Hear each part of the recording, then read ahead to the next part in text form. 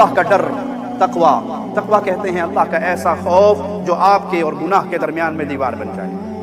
تقوی اختیار کیجئے، خصوصاً وہ لوگ جو بے روزگار ہیں، قرضوں میں دبے ہوئے ہیں، حالات خراب ہیں، پریشانیوں میں ڈوبے ہوئے ہیں، ان کے لیے بہترین نسخہ ہے، آئیے اس کو استعمال کیجئے۔ یقین کی دنیا میں اتر کے اپنے یقین کی دولت کے ساتھ اس کو سینے سے لگائیے، اللہ آپ کے لیے سارے غموں کا علاج عطا فرما دے گا۔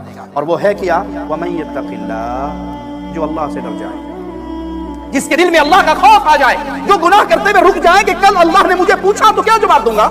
اللہ نے قیامت کے دن کھڑے کر کے پوچھا، بندے تو نے یہ کیوں کیا؟ رب کی کیوں کا کسی کے پاس لا يسأل عما يفعل وهم يسألون، کوئی اللہ سے نہیں پوچھ سکتا اللہ تو نے یہ کیوں کیا، اور اللہ جس کو چاہے پوچھ لے، بندے تو نے یہ وَمَن يَتَّقِ اللَّهَ يَجْعَل لَّهُ مَخْرَجًا، جو اللہ سے ڈر جائے، جو تقوی، ڈر، خوف الہی اپنے دل میں بٹھا لے، اللہ اس کے ہر ٹینشن سے، ہر غم سے اس کو نجات دے گا۔